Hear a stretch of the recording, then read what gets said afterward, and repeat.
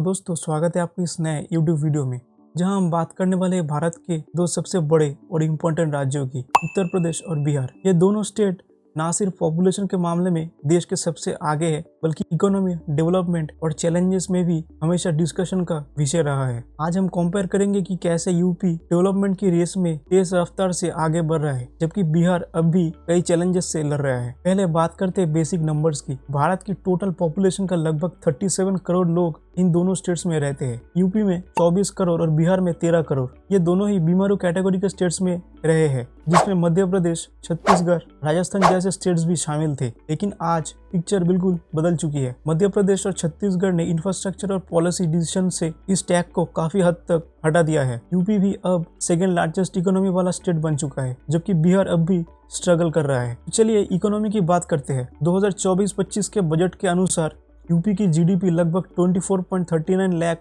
Crore rupees cross कर चुकी है। ये 2016 और 17 के 11 लाख करोड़ से ज्यादा है। कंट्री की टोटल जीडीपी में यूपी का शेयर है 9.2%। एक्सपर्ट्स का कहना है कि अगले 10-15 सालों में यूपी महाराष्ट्र को भी पीछे छोड़ सकता है और नंबर 1 बन सकता है। बिहार की जीडीपी लगभग 8.98 लाख करोड़ है। 15-17 सालों में 10 गुना बढ़ी है। ये 5th फास्टेस्ट ग्रोइंग स्टेट्स में से एक है इंडिया में, with average 10 to 11% growth rate. लेकिन एब्सोल्यूट नंबर में यूपी से काफी पीछे है। सिर्फ जीडीपी से पूरी पिक्चर नहीं बनती, क्योंकि पॉपुलेशन डिफरेंस है, इसीलिए पर कैपिटा इनकम देखते हैं। 2023-24 में यूपी की पर कैपिटा इनकम 83,565 थी, जबकि बिहार की सिर्फ 54,110। मतलब यूपी में हर व्यक्ति एवरेज बिहार के व्यक्ति से 50% से ज्यादा कमा रही है। पॉवर्टी रेट में भी फर्क है। नीति आयोग के डेटा से बिहार में 36.95% लोग पॉवर्टी लाइन के नीचे है, हर 3 में से एक व्यक्ति।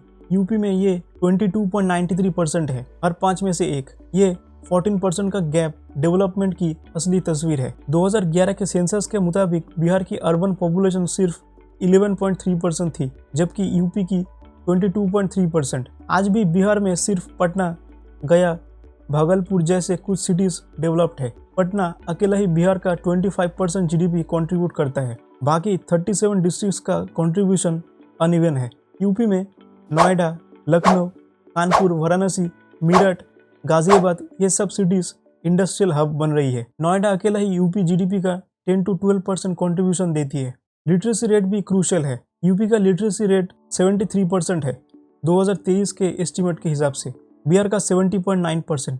तो ये आंकड़े छोटे लगते हैं, लेकिन मिलियंस ऑफ लोगों पे इम्पैक्ट है। एजुकेशन स्किल्ड वर्कफोर्स बनाती है। यूपी में IIT Kanpur, IIM Lucknow, BHU, AMU Aligarh, IIIT Allahabad जैसे टॉप इंस्टीट्यूट है, जहां फॉरेन स्टूडेंट्स भी आते हैं। बिहार में IIT Patna, NIT Patna, AIIMS Patna है, लेकिन स्केल्स बहुत ही छोटे हैं। दोस्तों अब मेन रीजंस पे आते हैं।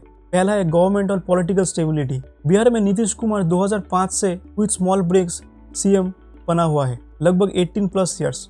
और जैसे आप लोगों को पता ही है, इस साल भी एनडीए ही गवर्नमेंट बनाने वाली है। और यूपी में सीएम बदलते रहते हैं, पहले मुलायम सिंह, फिर मायावती, फिर अखिलेश, और अब योगी आदित्यनाथ 2017 से। हर सीएम ने अपना स्टैंप लगाया है। योगी गवर्नमेंट आने के बाद इन्वेस्टर समिट किए, जिसमें 40 लाख करोड़ के एमओयू साइन हुए। One district one product ODOP schemes ने लोकल इंडस्ट्रीज को बहुत ही बूस्ट किए हैं। और योगी गवर्नमेंट का बहुत ही बड़ा फोकस था माफिया मुक्त राज्य। और आप लोगों को पता ही होगा कि कितने कड़े स्टेप्स लिए गए हैं इसको सॉल्व करने के लिए। बिहार में भी ये सब स्कीम्स है, जैसे इथेनॉल पॉलिसी, टेक्सटाइल पॉलिसी, लेकिन इम्प्लीमेंटेशन बहुत ही स्लो है। दूसरा है नेचुरल डिजास्टर्स। बिहार का लगभग 73% एरिया फ्लड प्रोन है। हर साल नेपाल से आने वाली कोसी, गंडक, बागमती, कमला, 12 ऐसे नदियां हैं जो तबाही लाती है। 28 आउट ऑफ 38 डिस्ट्रिक्ट्स अफेक्टेड होते हैं इससे। हर साल लगभग 10 से 15 हेक्टेयर क्रॉप डिस्ट्रॉय होते हैं। हजारों घर तबाह हो जाते हैं। फिर से इंफ्रास्ट्रक्चर बनाना पड़ता है, जिसे लगभग एनुअली 1000 से 2000 तक लॉस होता है बिहार को। यूपी में भी फ्लड्स आते हैं, लेकिन यूपी में बेटर इंफ्रास्ट्रक्चर और बेटर ड्रेनेज सिस्टम की वजह से यूपी बहुत हद तक इसको कंट्रोल कर लेती है। नेक्स्ट इंपॉर्टेंट पॉइंट है इंडस्ट्रियल हिस्ट्री और पॉलिसी इम्पैक्ट। ब्रिटिश टाइम से ही बिहार एक मिनरल रिच स्टेट था। कोल, माइका, आयरन, जमशेदपुर और अब झारखंड बिहार में ही था। लेकिन फ्रेट इक्वलाइजेशन पॉलिसी 1952 ने सब स्टेट्स को रॉ मटेरियल इक्वल कॉस्ट पे दिया, तो इंडस्ट्री स्पोर्ट्स के पास शिफ्ट हुए, जैसे मुंबई, चेन्नई। बिहार का नेचुरल एडवांटेज खत्म हो गया। और 2000 में, जैसे आप लोगों को पता ही है, झारखंड बहुत सारा माइंस ले गया, जिससे बिहार को बहुत ही लॉस हुआ। बिहार एग्रीकल्चर पे डिपेंडेंट है, लगभग 81% पॉपुलेशन फार्मिंग पे डिपेंडेंट है, और कुछ बड़े प्रॉब्लम्स जैसे लैंड एक्विजिशन फॉर इंडस्ट्रीज। ये आप लोगों को पता ही है कि बिहार में कितनी मुश्किल है। अचानक से कहीं से प्रोटेस्ट आ जाते हैं, फिर कॉम्पेंसेशन इश्यूज, और फिर माफिया राज। और जैसे आप लोगों को पता ही है, लालू के टाइम पॉलिटिकल स्टेबिलिटी बिल्कुल नहीं था, और वहीं से जंगल राज का शुरू भी हुआ था, जो कि नीतीश कुमार आने के बाद बहुत हद तक कम हुआ है, लेकिन फिर भी पूरा सॉल्व नहीं हुआ। और बिहार का रेपुटेशन इससे बहुत ही नेगेटिवली इम्पैक्ट हुआ, और कंपनीज डरते हैं बिहार में इंडस्ट्रीज लगाने के लिए। और अगर यूपी को इससे कंपेयर किया जाए तो यूपी में लैंड बैंक्स बनाए गए हैं ताकि रैपिड इंडस्ट्रियलाइजेशन और फैक्ट्रीज लगाई जा सके। और यूपी इंडस्ट्रियल कॉरिडोर्स जैसे दिल्ली मुंबई इंडस्ट्रियल कॉरिडोर का पार्ट भी है।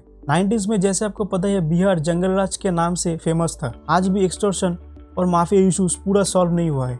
एनसीआरबी के डेटा के हिसाब से बिहार में क्राइम रेट यूपी से बहुत ही ज्यादा है। यूपी में जैसे कि आपको पता ही है, योगी गवर्नमेंट आने के बाद इनकाउंटर पॉलिसी, बुलडोजर एक्शन और एंटी माफिया ड्राइव से इमेज बहुत ही बदला है। 2023 में इन्वेस्टर समिट में सैमसंग, अदानी, रिलायंस ने बहुत सारे इन्वेस्टमेंट किया है यूपी में, लेकिन ये सब इन्वेस्टमेंट्स बिहार को नहीं मिला उन लोगों की गलत पॉलिसीज की वजह से। और एक इम्पोर्टेंट पॉइंट है माइग्रेशन। बिहार से लगभग 1 से 2 करोड़ लोग हर साल बाहर जाते हैं काम करने के लिए, मुंबई, दिल्ली, पंजाब, इन स्टेटों में। इससे रेमिटेंस तो आती है लगभग 50,000 करोड़ का एनुअली, लेकिन स्किल लेबर लॉस होता है। यूपी से भी माइग्रेशन होता है, लेकिन रिटर्न माइग्रेशन भी बढ़ रहा है, और अभी जॉब्स लोकली बहुत ही मिल रहे हैं। तो अब आ जाते हैं कुछ पॉजिटिव साइड्स बिहार का।